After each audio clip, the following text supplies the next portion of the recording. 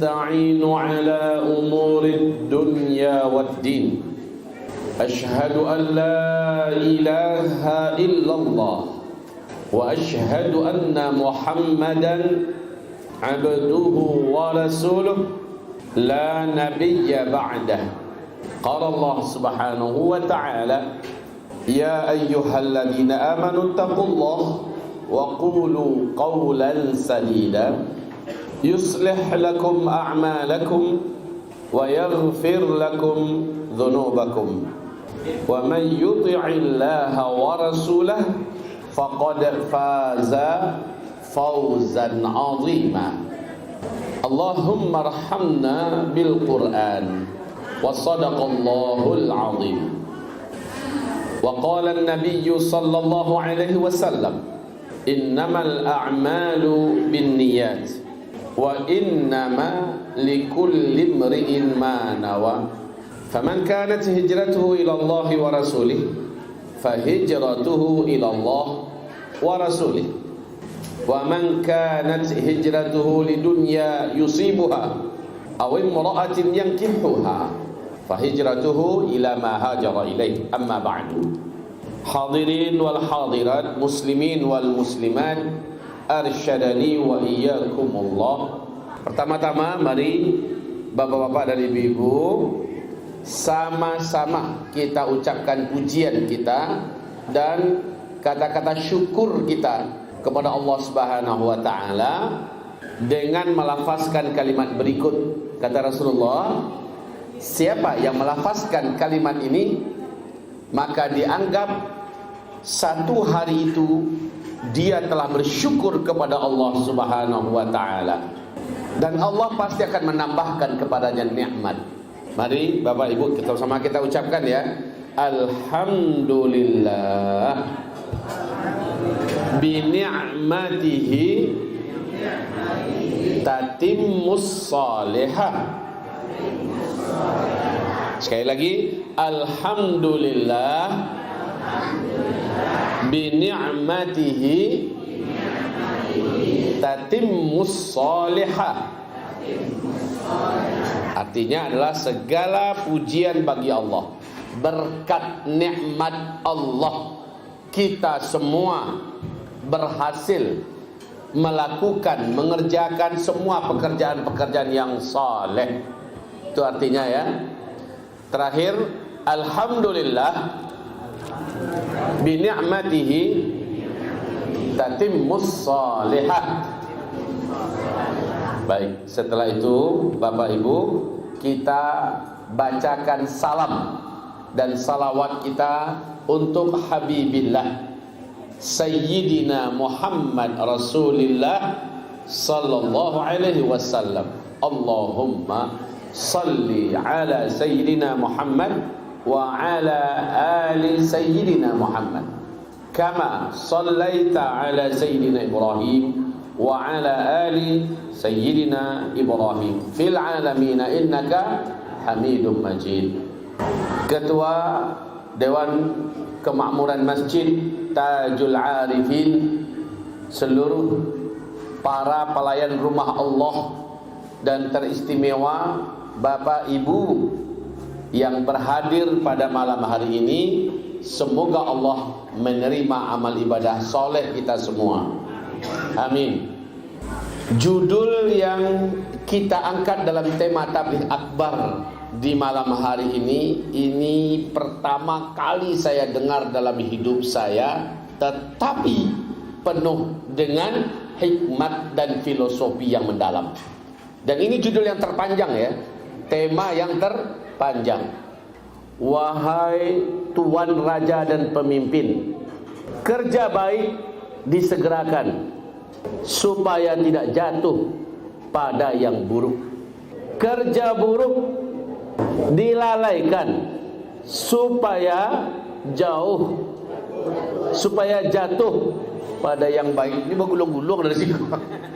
Tentu tak ilah-ilah beberapa huruf. Ini judul bukan sembarang judul. Tema bukan sembarang tema. Kalau kita lihat dari sudut kacamata politik, kita akan mengkaji politik. Ambati ya, Pak. Kalau kita lihat dari sisi positif, maka terbuka, tersingkap oleh kita rahasia zaman keemasan Islam ketika Islam memimpin dunia ribuan tahun, Pak. Ini yang terjadi. Kerja elok cepat disegerakan pengerjaannya. Karena kata Rasulullah, segala amalan baik ditunda-tunda pengerjaannya, syaitan akan menghalang-halangi sehingga yang baik tak jadi dibuat. Segala yang buruk tunda-tundalah, kata Rasul, ya, tunda-tundalah. Mudah-mudahan pemikiran ini berubah supaya tidak jadi mengerjakannya. Bapak Ibu, masih takana jo Bapak Haji Gamawan Fauzi dah? Lai takana. Siapa beliau? Mantan Gubernur Sumatera Barat sebelum beliau ditarik ke pusat menjadi Menteri Dalam Negeri. Ya, Bapak Ibu, saya dengan rombongan ulama mewakili dari berbagai daerah Sumatera Barat berkunjung ke rumah dinas beliau di Kota Padang. Kami sarapan pagi di rumah beliau. Selepas sarapan, minum teh hangat. Dalam bincang-bincang ringan, kami tanpa disadari membuat beliau gemetaran dan menangis. Gemetar beliau, Pak, dan menangis. Kenapa Bapak Gubernur Sumbarsari itu menangis? Kami membacakan hadis di depan beliau. Ini tanda orang beriman, ya. Kami bacakan hadis di depan beliau. Isi hadisnya tentang kepemimpinan. Ini tentang, wahai Tuan Raja, wahai para pemimpin, ini ya. Ini tentang kepemimpinan. Kami katakan, kami bacakan hadis. Rasulullah sallallahu alaihi wasallam bersabda, setiap pemimpin yang memimpin 10 orang saja, jangankan banyak lah, nggak usah banyak, 10 orang saja, di bawah kepemimpinannya nanti dia akan diminta pertanggungjawaban di hadapan Allah atas 10 orang ini. Bila ada amalan wajib dalam agama yang tidak dikerjakan oleh mereka, maka yang pertama dituntut oleh Allah pemimpin ini dulu. Bila ada dosa yang diharamkan oleh Allah dibuat oleh salah satu di antara mereka, yang wajib bertanggung jawab di depan Allah pemimpin ini dulu. Itu kalau 10 orang, Bapak. Baal kalau se-RT. Bagaimana kalau se-RW, selurah, sekecamatan? Bagaimana dengan sekabupaten? Bagaimana dengan seprovinsi? Saya melihat beliau jujur dalam menangis, gemetar badannya. 10 orang saja yang dipimpin, ada di antara mereka yang tidak mengerjakan kewajiban agama, seperti sholat, seperti ada yang tidak puasa, seperti ada yang sudah wajib zakat tapi tidak mengeluarkan zakat. Yang ditanya dulu pemimpinnya. Kamu yang memimpin, kenapa ada rakyat yang kamu pimpin yang tidak sholat? Dia duluan yang ditanya. Kamu yang memimpin, kenapa ada rakyat kamu yang tidak memakai jilbab? Dia dulu yang ditanya. Kamu yang memimpin, kenapa ada rakyat kamu yang tidak mau bayar zakat? Dia dulu yang ditanya. Kamu yang memimpin, kenapa ada rakyat kamu yang minum khamar, minum tuak? Kamu yang memimpin, kenapa ada rakyat kamu yang berjudi? Baca menjawe. Nama baik dosa orang yang ditanya awak. Cara menjawabnya patut, sangat patut dan pantaslah beliau menggigil, menangis 10 orang doa. Bagaimana dengan 100 orang, 1000 orang, apalagi orang Sumbar jumlahnya berapa, Bu? Sampai 1,5 juta lebih kurang lah, ya. Penduduk Sumbar, gubernurnya dia yang akan ditanya nanti di depan Allah Subhanahu wa taala. Cie-cie ditanya, inna lillahi. Jangan salah-salah Bapak Ibu. Sekarang kita euforia melihat spanduk gadang-gadang, sagadang bukit. Fotonya Bapak pajang di sini. Pilihlah saya menuju Sumbar yang lebih bahagia. Ya. foto dipajang sambil galak. Allah, dia tak ngerti baca, dia nggak ngerti hadis ini. Orang tersebut tak baca hadis, tak dengarkan ceramah yang macam ini. Kita bukan anti tentang kepemimpinan. Kita tidak akan melarang anak kita menjadi pemimpin. Kita tidak akan pernah mengatakan jangan jadi pemimpin. Tidak. Tapi kami hanya ingatkan hadis Nabi Muhammad sallallahu alaihi wasallam yang bersabda ketika beliau pulang dari Isra dan Mi'raj. Apa kata Nabi? Yang paling banyak aku lihat di dalam neraka dari umatku adalah para penguasa, dan orang-orang kaya. Jangan tersinggung ke ambo, Pak. Ambo membacakan hadis Nabi. Dan Nabi Muhammad tidak pernah berbicara dari nafsunya. Semuanya adalah dari Allah yang diwahyukan kepadanya. A'udzu billahi minasy syaithanir rajim. Bismillahirrahmanirrahim. Wa ma yantiqu 'anil hawa in huwa illa wahyun yuha. Tidak pernah Muhammad itu bicara dari pendapat pribadinya, dari hawa nafsunya. Semua yang diucapkannya adalah wahyu yang diwahyukan kepadanya. Sekarang Nabi bersabda, yang paling banyak aku lihat di dalam neraka dari umatku para penguasa, para pemimpin, dan orang kaya.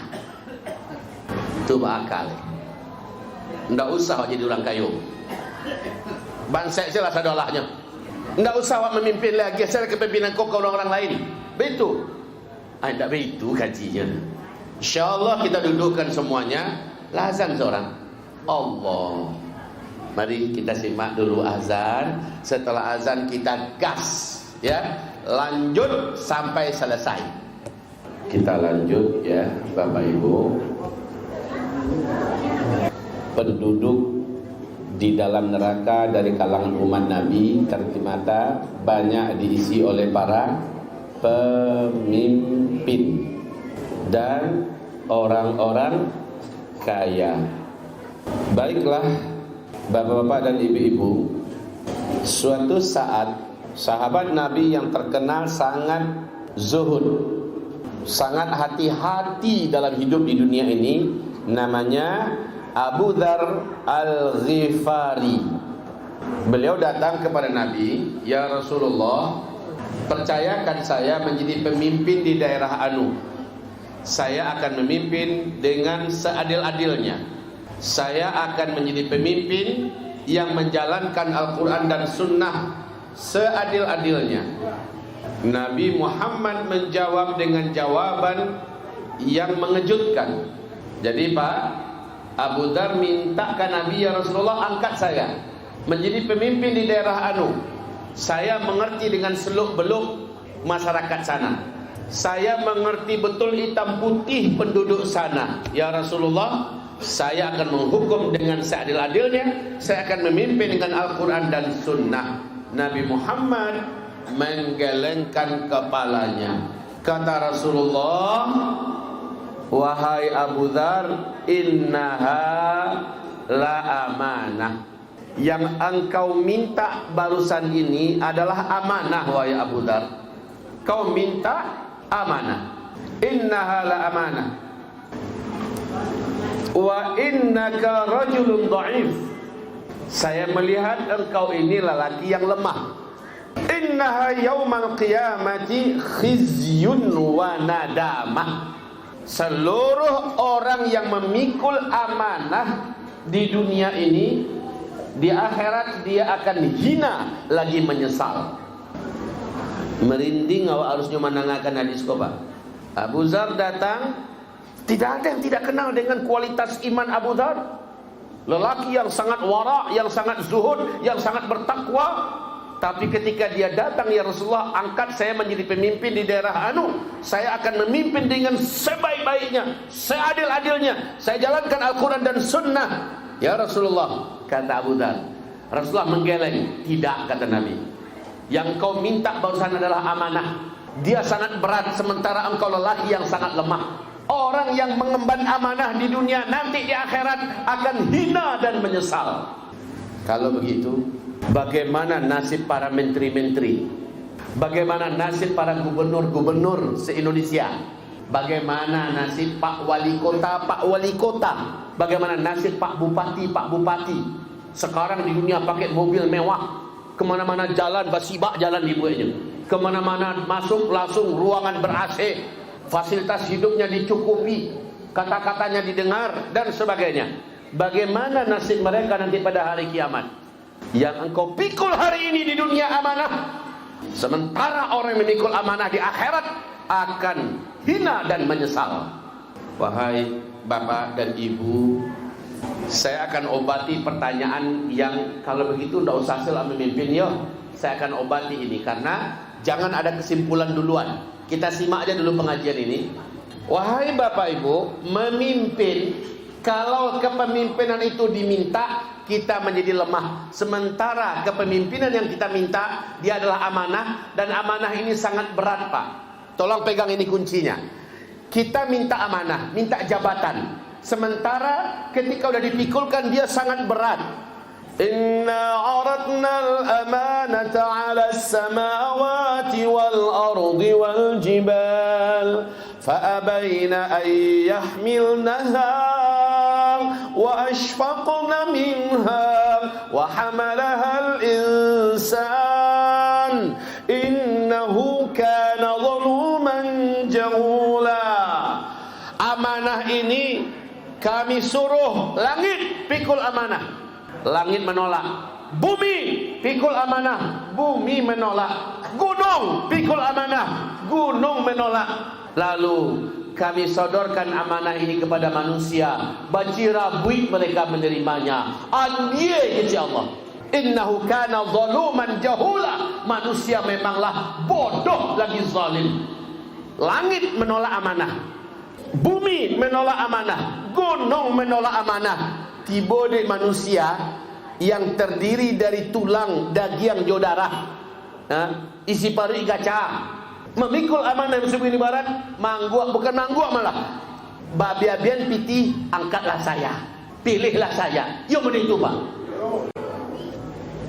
Allah mengatakan jahulah, jahiyah pajaroh. Sudah jelas itu amanah, minta-mintai.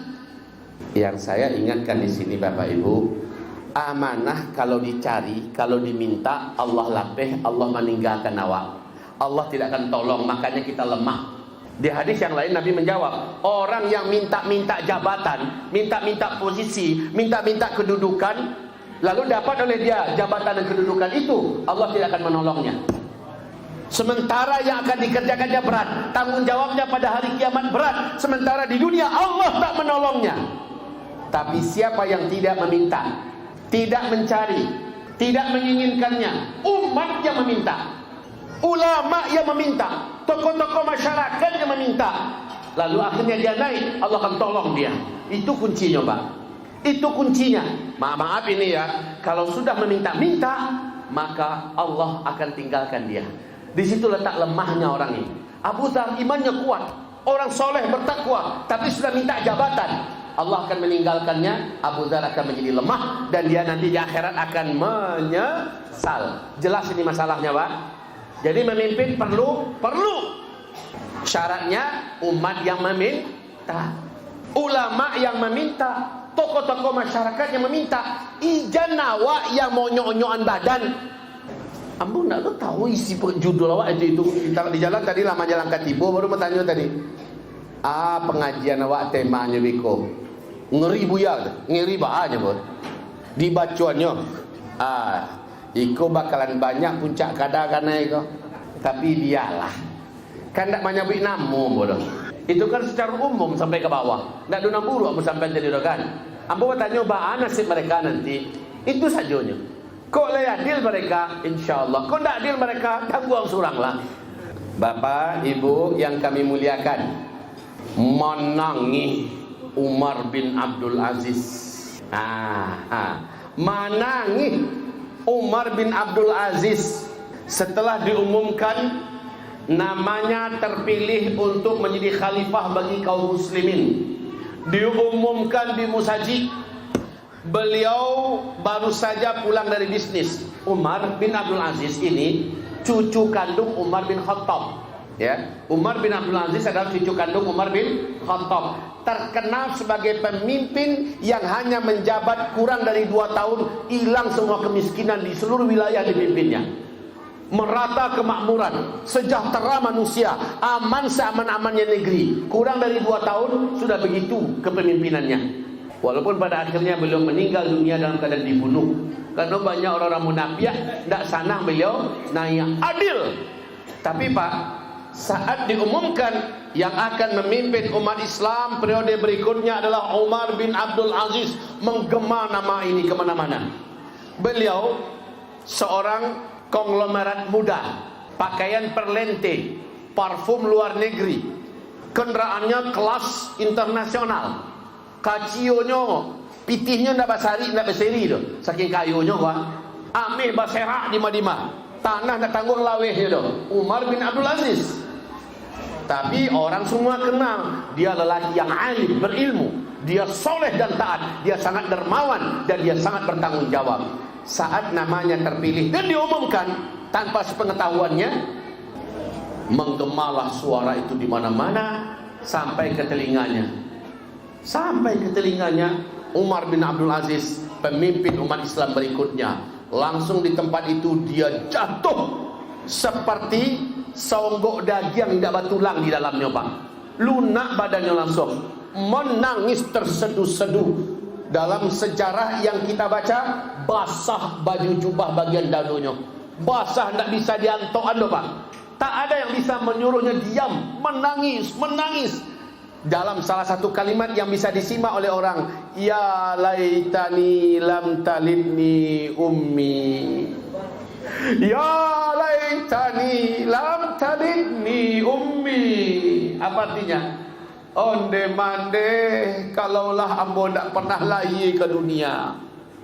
Onde malang nasib deyen. Orang-orang beriman menganggap jabatan adalah musibah, menganggap jabatan adalah petaka dalam hidup, menganggap jabatan adalah fitnah yang maha mengerikan. Kalau sudah diminta tidak boleh menolak Pak. Kalau sudah diminta tidak boleh menolak. Ini juga salah satu bentuk ketawaduan yang salah tampe adalah lah dimintanya, saya menyatakan saya mengundurkan diri karena saya tidak mampu. Padahalnya diminta. Ketika diminta enggak boleh mengundurkan diri doh, kecuali murtad atau mati. Ya. Tapi selagi dia masih hidup, belum diturunkan, jangan pernah mengundurkan diri. Yang tidak boleh adalah mengangkat orang yang meminta. Mengangkat orang yang meminta, ini konsep dalam Islam ya. Mengangkat orang yang meminta tidak boleh. Kenapa? Dia akan membawa bencana bagi daerah yang akan dipimpinnya. Ya Allah, ini langkah pengajian macam ini Pak, langkah. Tapi kalau Bapak baca dalam buku Al-Ahkam As-Sultaniyah oleh Imam Al-Mawardi, Bapak akan merinding, Ibu akan terkejut. Luar biasa Islam. Islam sekali menunjuk pemimpin pasti tepat. Tidak boleh kini doh, api tiba triliun-triliun. Ya, permusuhan muncul, mubazir kian kemari. Yang tapi lihat indak pula orang nan patui itu. Nah tapi lihat selalu orang yang manang dia pitis. Siapa yang paling kuat di adanya, backup dia dan sebagainya. Sehingga macam-macam lah tuyul-tuyul yang muncul menjadi pemimpin. Tuyul-tuyul banyak hilang di negara ini. Wahai Bapak Ibu yang kami muliakan, kembali kita suatu hari. Siapa tadi yang menangis sejadinya tadi? Siapa yang menangis sejadinya? Umar bin Abdul. Saking hebatnya dia memimpin sehingga dinobatkan dia sebagai khalifah Islam yang kelima. Saking hebatnya dia memimpin, dianggap salah satu di antara khulafaur rasyidin al-mahdiyyin yang kelima. Allahu Akbar.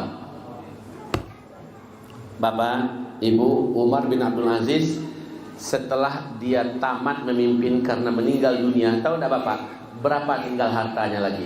Kurang dari 1/10. Sabalunnya nanya, kurang dari 2 tahun habis susui aratonya. Kalau gini bangka rekeningnya di mana? Kurang dari 2 tahun hilang tinggal 1/10 lagi harta kekayaannya. Kuruh badannya. kurus badannya. Ya Allah, itu dalam Islam. Iya, karena dia takut nanti bertanggung jawab di hadapan Allah. Kalau ada satu saja rakyat saya yang miskin, ada satu saja rakyat saya yang kelaparan, ada satu saja rakyat saya yang buta huruf, yang tidak sekolah, bagaimana saya menjawab di depan Allah? Dari mana karakter macam ini diwarisinya? Dari sang kakek tercinta Umar bin Khattab. Bapak terkenal tak dengan kisah beliau Umar bin Khattab? Saat beliau menjadi Amirul Mukminin, ada ibu yang mantukkan 3 orang anaknya. Lah sekian hari nak makan-makan, ibu tadi mabuih batu. Sementara ini sudah jam tidur. Umar bin Khattab sedang patroli dengan Abu Musa al-Ash'ari. Lewat di depan rumah ibu, kok lampunya masih hidup. Lalu ibu mendengar suara anak menangis-nangis di dalam. Sang ibu mantuk-antukkan, sabar nak, sabarlah. Sebentar lagi masak nak ya, tidurlah dulu. Umar tak tahan, akhirnya ketok pintu dan dia nyamar loh ya. Singkat cerita, Umar bertanya, ibu masak apa? Batu katanya. Kenapa ibu masak batu? Tak ada yang akan dimasak. Ini cara saya untuk mendiamkan anak saya biar mereka tidur. Sudah berapa lama anak ibu tidak makan? Hampir 3 hari. Lalu apa kata ibu itu? Demi Allah saya akan tuntut Umar bin Khattab nanti pada hari kiamat. Kami rakyatnya kelaparan, dia tidak tahu. Padahal yang datang adalah Umar bin Khattab. Menggigil Umar bin Khattab, bapak lu dinginnya. Ini pemimpin pak, menangis dia langsung. Pergilah Umar dengan Abu Musa al-Ash'ari, membuka pintu khazanah Baitul Mal.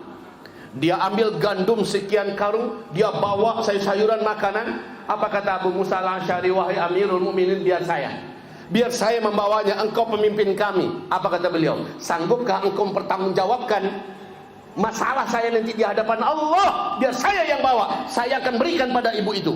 Ada rakyat saya yang lapar, sementara saya pemimpinnya. Kini bara banyak yang ditaat di Indonesia. Bahwa mempertanggungjawabkannya nanti di hadapan Allah. Karajokan dan elok capek. Kan itu kan, nan capek, nan elok capek karajokan. Sabalun menjadi busuk, bab menjadi busuk. Sempat mati orang-orang kelaparan kok, menuntutnya di hadapan Allah nanti. Mode ibu kok datang Umar bin Khattab, bu ini bu mau nangis ibu ini melihat ada makanan, ada sayur-sayuran, ada daging, ada. Lalu berkata, kalaulah Umar bin Khattab seperti engkau orangnya, maka Umar pun membuka identitasnya. Saya Umar bu, saya Umar bin Khattab. Karakter macam ini yang diwarisi oleh cucunya Umar bin Abdul Aziz. Kurang dari 2 tahun pak, tak ada satupun orang miskin di seluruh wilayah yang dikuasai oleh Islam. Allahu Akbar. Zakat tak berhak lagi diterima, tak ada lagi yang akan menerima zakat. Allahu Akbar. Salah satu contoh, malam hari Karajo Lembur beliau pak memakai fasilitas lampu milik negara. Basi bakal Jojo di kantor baru, lampu milik negara. Tiba-tiba datang anaknya. Assalamualaikum. Umar bin Abdul Aziz melihat, waalaikumsalam. Ananda silahkan masuk. Nah, duduklah si anaknya. Ada apa nak? Ayah, Ananda mau bicara perkara penting. Hah? Untuk urusan negara, urusan Islam, urusan umat Nabi Muhammad, atau urusan keluarga, urusan pribadi? Urusan pribadi ayah. Ini urusan terkait keluarga kita juga. Oh, kalau begitu tunggu sebentar. Dimatikannya semua lampu yang ada, lalu diambilnya lampu pribadi miliknya dan gelap-gelapan mereka. Cuma lampu togok seketik itunya. Si anak bertanya, ayah, kenapa ayah matikan semua lampu? Kenapa lampu yang ini ayah hidupkan? Enggak kan ada yang dengar ayah, ini udah tengah malam. Apa kata Umar bin Abdul Aziz? Nak, kau katakan tadi masalah yang kau ingin diskusikan dengan ayah adalah masalah pribadi, masalah keluarga. Itu lampu yang hidup milik umat, nak. Lampu yang hidup milik negara. Selama urusanmu bukan urusan umat, bukan urusan negara, bukan urusan Islam, jangan pakai milik negara. Allah. Begitu kepemimpinan dalam Islam. Sekarang bicara nak. Meninggal Umar bin Abdul Aziz dalam usia muda. Hartanya jauh susutnya, fisiknya pun kurus. Wahai bapak-bapak dan ibu-ibu yang kami muliakan, air putih rancak. Ambo minum bismillah.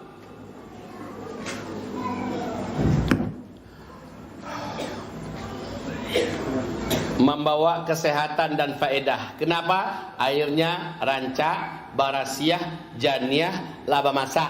Diminum bismillah. Bermanfaat enggaknya kamu? Bermanfaat enggak? Bermanfaat. Ambo padian lamo-lamo ingguk langau. Masuk cicak. Dibawa tabang kasiak di angin.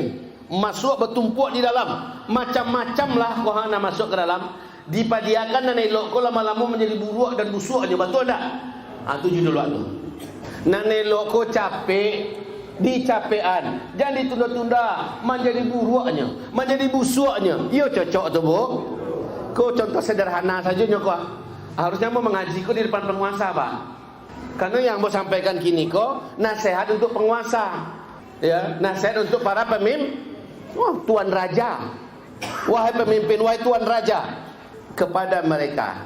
Cuma karena yang mau undang, entah apalah mukasibnya dengan judul model ko, ambo sangko baik saja. Karena pada akhirnya seluruh kita, kata Rasulullah, adalah pemimpin, dan setiap pemimpin akan diminta pertanggungjawabannya oleh Allah atas apa yang dulu dipimpinnya. Suatu hari, ke yang potongan kedua di bawah, yang buruk tolong dilalaikan agar tidak terjatuh kepada agar apa tadi? Kerja buruk tolong dilalaikan supaya jatuh pada yang baik. Jadi yang buruk wahai penguasa tolong dilalaikan, ditunda-tunda. Mudah-mudahan dengan ditunda-tundanya yang buruk, akhirnya pikiran-pikiran janiah tabi. Akhirnya kebijaksanaan muncul. Akhirnya orang-orang berpikiran sehat akan tampil ke depan dan mengatakan, kami tidak setuju. Jangan lanjutkan wahai Tuan penguasa. Kalau ditunda-tunda, kebaikan yang akan capek menggantikannya. Sebenarnya begitu. Bapak Ibu, kisah lo balik. Umar bin Khattab juga baru. Saya yakin Bapak Ibu sudah ada yang mendengarkan kisah ini. Heroik. Kisah ini sangat menarik. Dia nak mau dengar kisah enggak? Awak berkisah saja malam kau, ha? Bapak Ibu, Umar bin Khattab sejak beliau memimpin,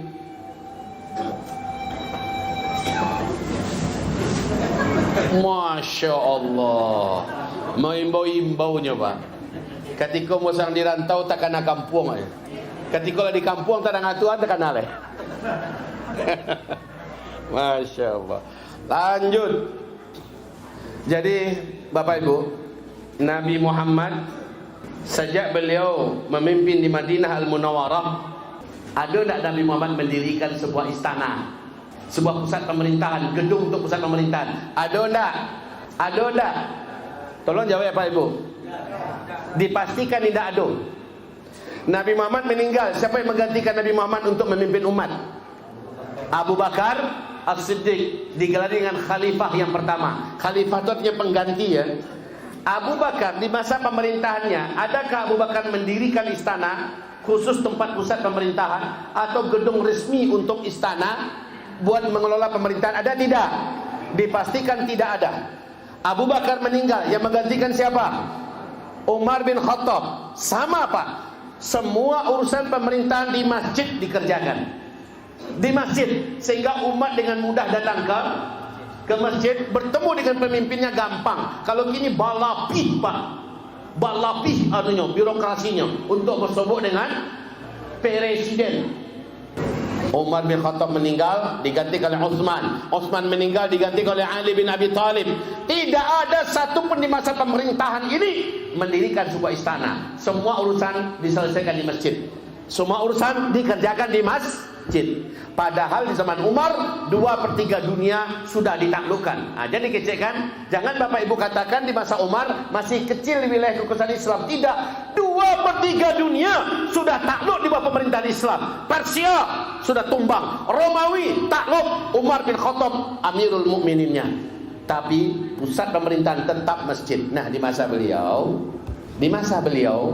ini kembali kepada renungan judul ini ya. Di masa beliau tidak menunda-nunda yang baik, dan beliau menunda-nunda yang buruk. Hasilnya luar biasa baik. Dengarkan berikut ini.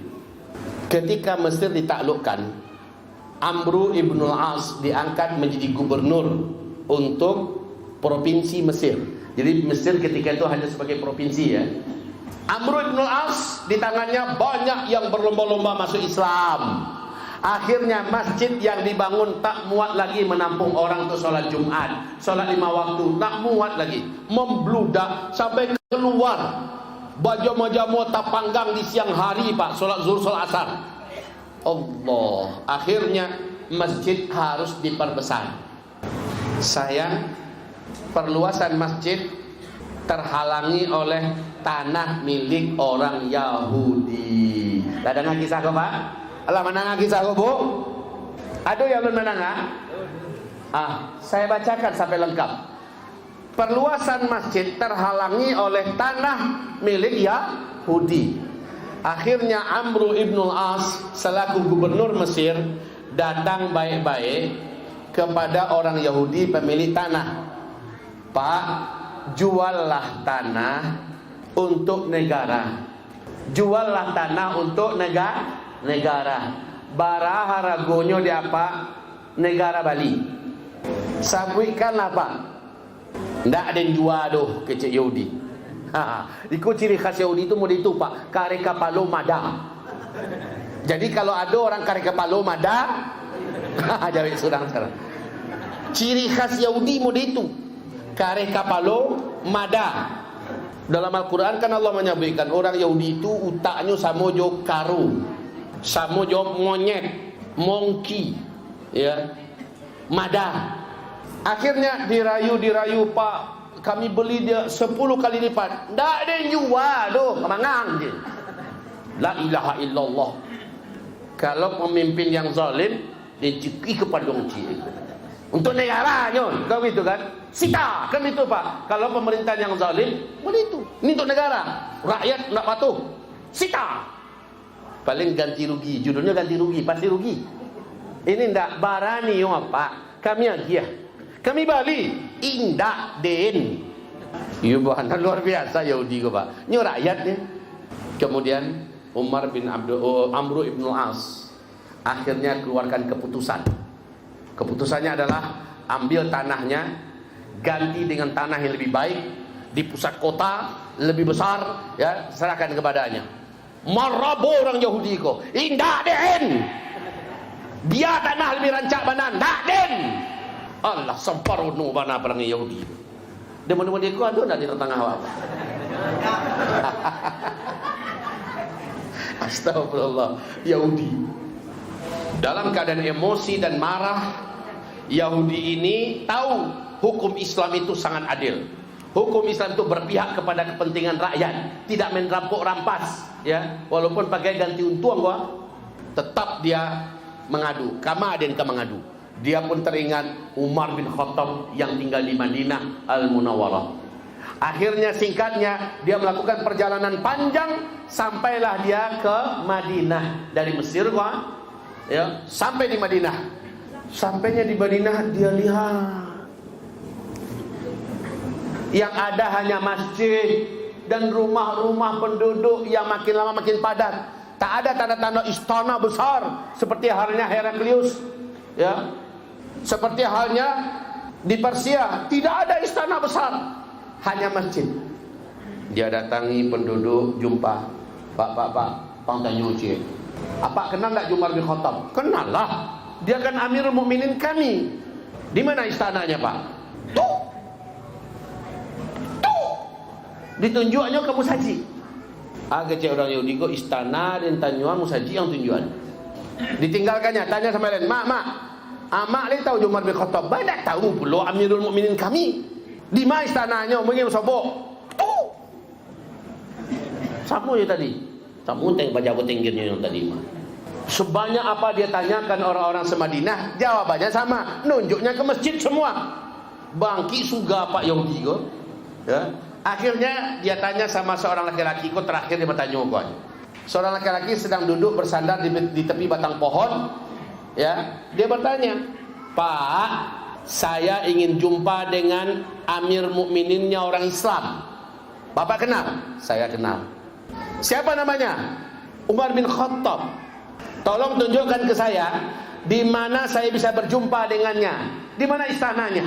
Orang yang duduk bersandar ini dengan tenang menjawab, Pak, dari mana? Saya dari Mesir. Orang yang Bapak cari itu sejak dia memimpin sampai sekarang pusat kepemimpinannya seluruhnya di masjid. Jadi enggak pernah buat istana.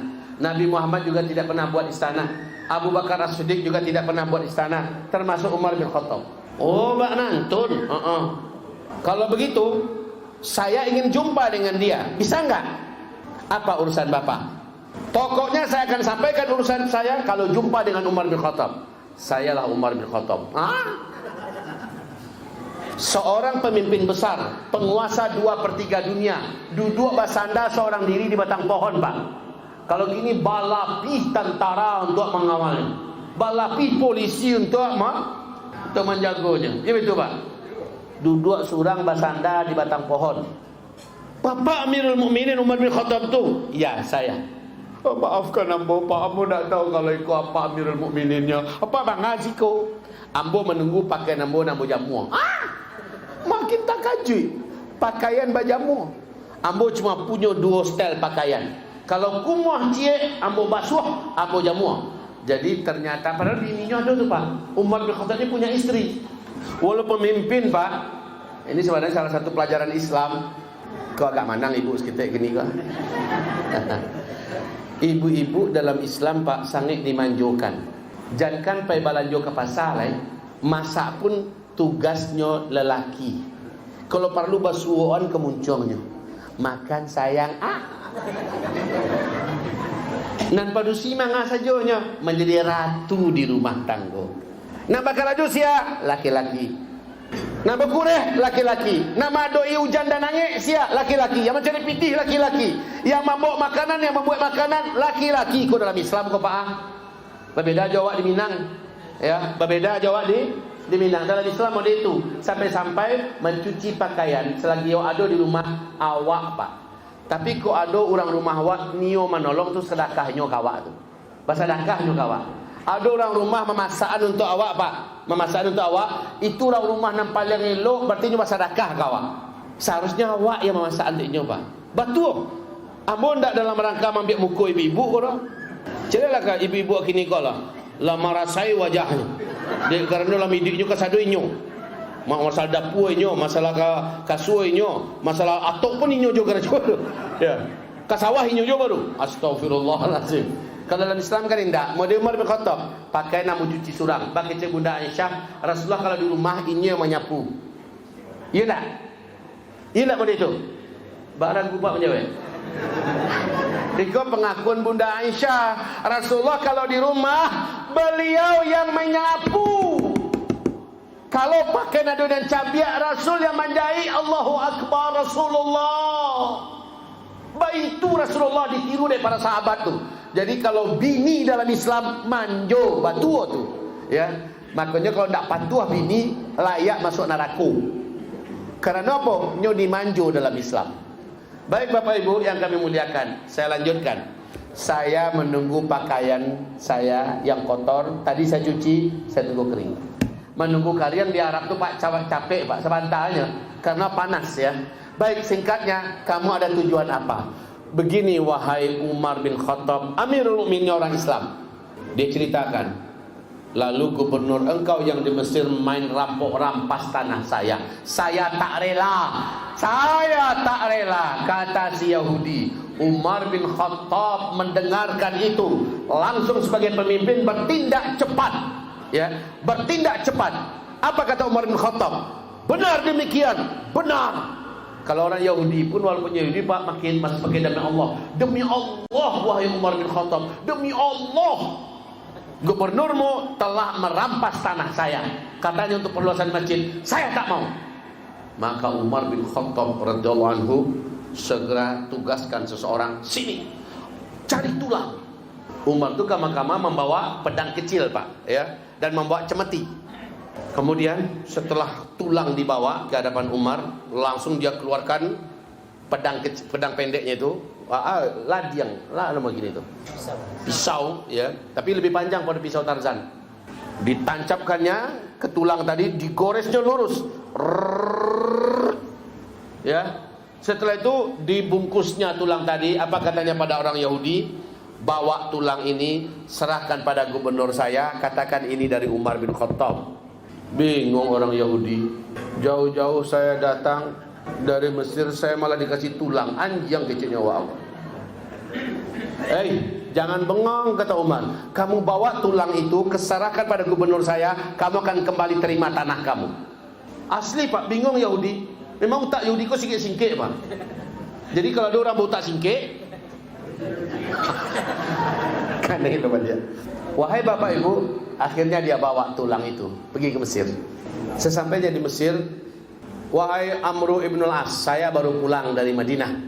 Oh ya, ngapain kamu? Saya jumpa dengan pimpinan tertinggi kalian, Umar bin Khattab. Hah? Lalu kamu katakan apa? Saya ceritakan kamu telah merampas tanah saya. Terus apa kata pimpinan kami? Enggak ada apa-apa sih. Dia hanya ngasih saya ini, silahkan kamu buka. Maka menggigit tangan Amru ibn al-As, dibukanya. Alah ini kuah. Tulang. Dicaliaknya tulang, dicaliaknya Yahudi. Iyo mana kau? Iyo, perisolah tulang tu kecil Yahudi ke. Di perisonya ada garis lurus. Ikut dari pisaunya Umar bin Khattab, dari pedang pendeknya Umar bin Khattab. Sesudah itu menggigil dia Amr bin al-As. Lalu apa katanya kepada kepala tukang, stop kerja kalian, runtuhkan semua yang sudah dibangun, tanah ini kembalikan pada si Yahudi. Tambah kecengang Yahudi kok. Nasabananya tak jadi kok. Tulang dan pacalian kayaknya yo pulang balik tanah den. Maka dia akhirnya bertanya, Pak Gubernur, sebenarnya ini masalahnya apa? Saya tambah pusing. Jauh-jauh saya datang melaporkan kezaliman engkau terhadap tanah saya. Tahu-tahu saya hanya dikasih tulang, dan engkau setelah melihat tulang engkau kembalikan tanah saya. Masalahnya apa? Si Amr bin al-As berkata, demi Allah, itu isyarat dari pimpinan kami bahwa saya jika tidak berlaku lurus walaupun kepada rakyat saya yang non-muslim, tapi main rebut rampas, tidak berlaku adil dan jujur, tidak berlaku lurus dan baik, dia akan jadikan saya menjadi seperti tulang itu dengan pedangnya sendiri. Ya Allah, itu kalau Islam yang memimpin begitu Pak. Jangankan orang Islam, orang kafir pun di negeri Islam dilindungi, dijaga. Jadi bohong kalau ada pihak-pihak yang mengatakan kalau Islam memimpin bahaya untuk non-muslim. Itu dusta. Dalam Islam, hak non-muslim yang hidup di negeri Islam dijaga dan dilindungi, dirawat dan dihormati. Allahu Akbar.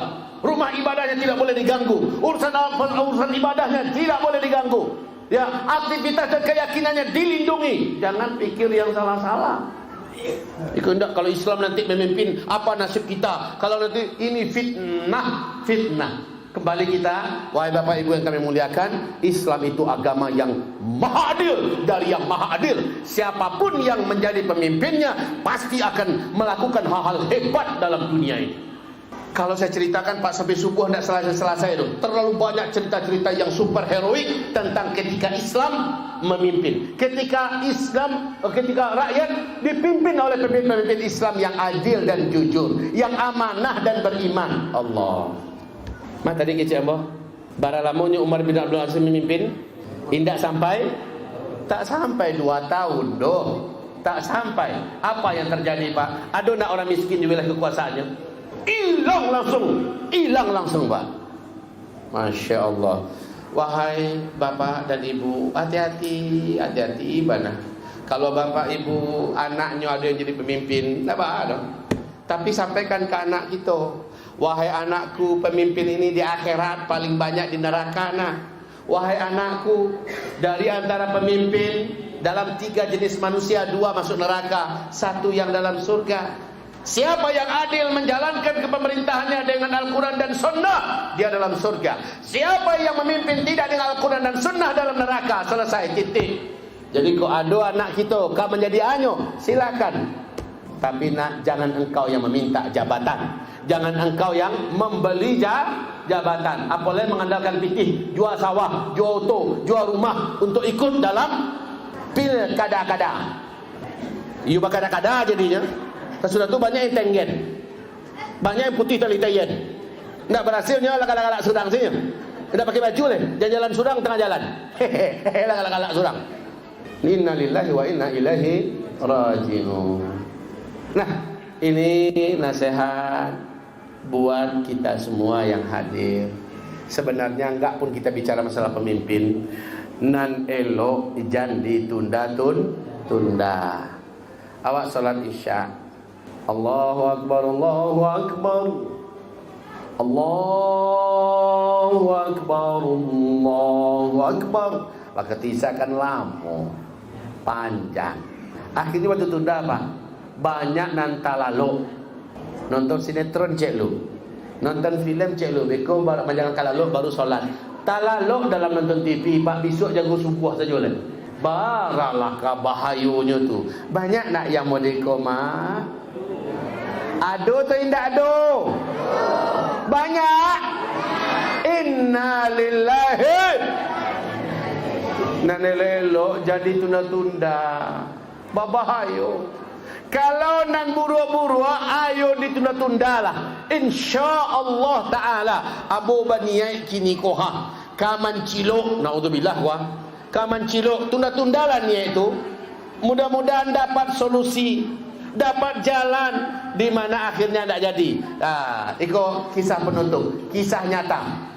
Seorang lelaki sudah dituntut cerai oleh istrinya. Laki-laki ini dulunya pekerja yang memiliki posisi bagus di sebuah perusahaan. Jabatannya rancak, Pak. Cuma sayang. Dalam keadaan mabuk, satu kantor ada di antara pegawai kantornya itu yang, maaf ya, yang akhirnya mereka tidur berdua. Dan itu direkam oleh CCTV. Singkat cerita, aib yang mereka buat ini akhirnya menjadikan mereka menjadi bahan berita koran, keluar di TV. Mereka pun dipecat. Sang istri tidak rela, tidak menerima, minta cerai. Pekerjaan lapeh, bini minta cerai. Nasib elok, paja padusi yang nyo sama-sama mabuk dan babuek doso itu, lain ndak buntiang doh, lain ndak menuntutnya doh. Tapi masalahnya, namo laki-laki ko lah buruak, padahalnya lain orang bagamu. Cuma lama kelamaan orang bagamu kalau hidupnya sanang di kantor bebas pula pergaulan, jatuh aja minum minuman kareh lalu berzina. Singkat cerita, anaknya akhirnya di sekolah pun diancam untuk dikeluarkan karena sudah sekian bulan tidak bayar SPP. Lah 3 bulan. Bini lah mengajukan surat cerai. Tinggal besok tanda tangan. Datang wah bini, besok engkau datang atau tidak datang? Tetap surat ini akan ditantangani dan kita cerai. Surat yang dibawa oleh anaknya, sementara anaknya yang kecil dibawa oleh istrinya, anaknya yang besar yang sekolah masih sama dia ya. Anaknya bawa surat bawa kalau seandainya besok tidak dibawa uang SPP anak udah 3 bulan, anak akan dikeluarkan. Lengkap Pak. Di rumah akan dimakan indak lu aduh. Anak litak lengkap. Laki-laki ini berpikiran singkat. Untuk di kolej. Rumah tangga bola hancur, rumah tangga sudah hancur.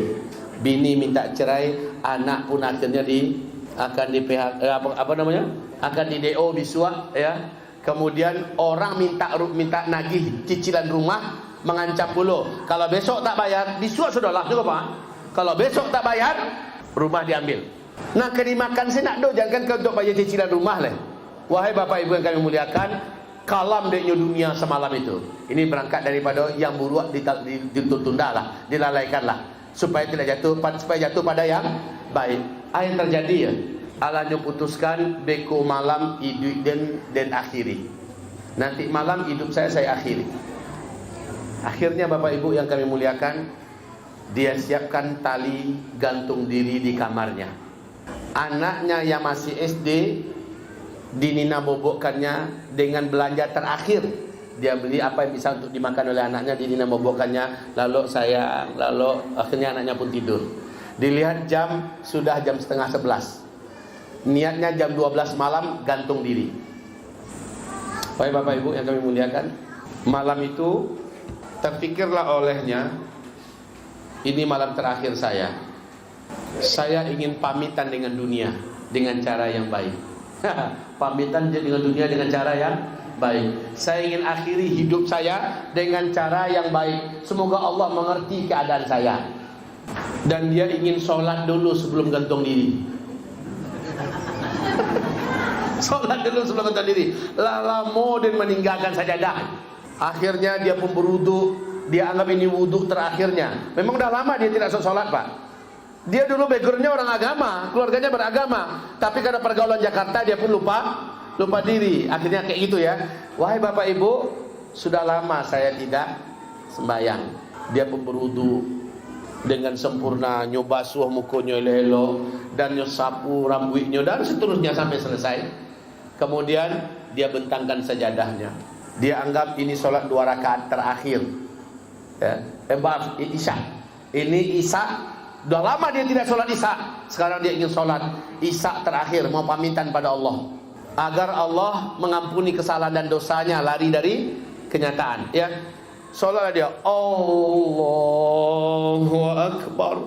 Nyobaco dengan tanang bacaan Al-Fatihah Qul-Huwallahu masih bisa lah. Dibacanya dengan tenang. Lalu dia ruku, Allahu Akbar, di ruku terakhir. Lalu pun dia membaca bacaan ruku yang singkat, berdiri sampai Assalamualaikum warahmatullahi wabarakatuh. Assalamualaikum. Nyucalik wajah anaknya, nyucalik tali gantungan. Masa ada waktu nyucalik jam. Lah jam sabaleh lewat saketek. Jam 2 baleh kau mangal ya. Waktu masih ada zikir terakhir. Astagfirullah, astagfirullah. Orang kau bunuh diri yang lakukan tak pernah bertawayang dah apa? Nyo anggap ikut zikir terakhir. Saya sudah tu mangal yo, mengaji, nyole pandai mengajinya. Alhamdulillah di rumahnya kok ada Al-Quran yang lama dah dibuka-buka. Al-Quran terjemah tu. Akhirnya baca Quran terakhir. Nyo bacalah nyo buka Al-Quran. Saat dia buka Al-Quran dia baca, acak nyo buka sembarang saja. Nyo baca, nyo cari artinya. Wahai hamba-hamba Allah, janganlah kamu berputus asa dari rahmat Allah. Itu yang tak baca dia nyoba. Ai keciknya. Kau bantu kaden makasihnya kau. Nya tu tak kajiknya tu. Nyo buka balik. Rahmat Allah maha luas. Allah memberikan rezeki kepada siapa yang dikehendaki. Apakah kamu mau memintanya? Tak kajik di mana buka tak buka ayat yang seolah mengecek je nyoba. Tamanuang lamu, tamanuang. Ya. Kemudian beberapa surat dibuka secara acak, semuanya mengarahkan supaya dia optimis. Dicari jam lah lewat jam 2 balik. Tak jadi nampak juga tu. Akhirnya apa katanya? Besok saya hadapi semuanya dengan gagah berani. Mantap hatinya balik. Ya mananginya ada nak lupa boh. Akhirnya berdoa, ya Allah, ya Allah, ya Allah. Karena ayat terakhir yang dia baca apa? Ud'uni astajib lakum. Ya, berdoalah kamu kepadaku, pasti aku kabulkan. Akhirnya dia berdoa, menangis mililia matanya. Setelah itu tenang, dilihatnya jam sudah lewat jam 12. Niatnya gantung diri cancel. Bukan depending ya, cancel. Hatinya besok mantap. Apa katanya? Besok saya akan antarkan anak saya ini kepada emaknya. Saya nyatakan bahwa saya tidak akan menuntut hak mengasuh anak, biarlah maknya saja dengan kakek neneknya. Besok orang yang menagih tagihan rumah ini, kalau mau diambil saya serahkan. Kemudian saya akan datang ke pengadilan sambil bawa anak untuk menandatangani surat perceraian. Saya akan mulai hidup ini dari nol. Saya akan taubat nasuha kepada Allah. Sepanjang malam dia zikir, dia taubat, dia menangis sampai masuk waktu subuh. Azan subuh dia ke masjid. Tak lalu itu semalaman tu. Dia ke masjid lalamunya tak pernah solat ke masjid, Pak. Orang yang paling pertama masuk masjid dia solat, lapis solat, hatilah tenang, jiwalah mantap. Pasnya selesai zikir singkat, pulangnya ke rumah, lah nampak bayang-bayangan orang tagak di muka rumahnya. De tongkulak ko lagi. Alun tabi matahari lain lah kanyu tagi piti, ambil banalah dewa ang rumah ko. Sudah ikhlas dia, ya ambillah oleh rumah. Ternyata ketika dekat bukan tengkulak tahu Pak ya. rentenir ya, rentenir orang yang meminjamkan PT. Wahai Bapak Ibu, ternyata teman lamanya waktu di kuliah dulu. Apa kata teman lamanya? Boy, gimana kabar ente? Baik, alhamdulillah, saya sehat. Singkatnya, teman lamanya ini berkata, yuk kita berbisnis. Saya dengar ente sudah nggak kerja lagi kan? Yuk bisnis. Ente kan ahli dalam masalah besi, ahli dalam masalah ini segala macamnya. Yuk, sekarang ada project di Pekanbaru katanya. Dia ceritakan gini-gini. Kalau berhasil, ente ane kasih 100 juta. 100 juta? Iya. Tapi ente yang maju. Ente ahli menakar, ente ahli dalam bidang ini segala macamnya. Di awalnya ane akan kasih ke ente setengah dulu, 50 juta sekarang. 50 juta? 50 juta? Itulah selesai langsung tuh Pak. Iya. Baik. Ini dananya. Cash. Ente ikut dengan saya sekarang. Masya Allah. Masya Allah. Sang suami ini mantap, dia bawa anaknya ke pengadilan untuk tapi niatnya bukan tantangan lagi. Dia ketemu dengan istrinya, langsung uang itu dikasihnya ke tangan istrinya. Dek, ini uang, ini tolong bayarkan uang sekolah anak kita dan bayarkan untuk penutup utang kita ya. Bini lah tadi mau pitih, iya bang. Lalu poyo, iya bang gitunya. Itu nasabah induk ya. Baka dia mati itu cinta dojo baru. Iya bang. Anak abang titip dulu. Abang ada proyek di Pekanbaru. Tolong doa ya dek. Masya Allah. Coba lihat bu, rumah salamai, utang ke tengkulak langsung tertutui. Kemudian bini tak jadi minta carai. Nan buruk lalai-lalaikanlah. Tuh contohnya pak. Nan buruk lalai-lalaikanlah supaya jatuh kepada yang baik. Itu. Lah mudah-mudahan dapat contoh nanti ko. Kisah barusan itu disampaikan oleh Ustadz Yusuf Mansur. Beliau yang punya cerita kok. Ya. Jadi batu tindaknya mau pulangkan kayaknya. Ambo mendapatkan itu dalam salah satu ceramahnya di kaset ceramah beliau atau di salah satu tayangan beliau. Barakallahu fikum.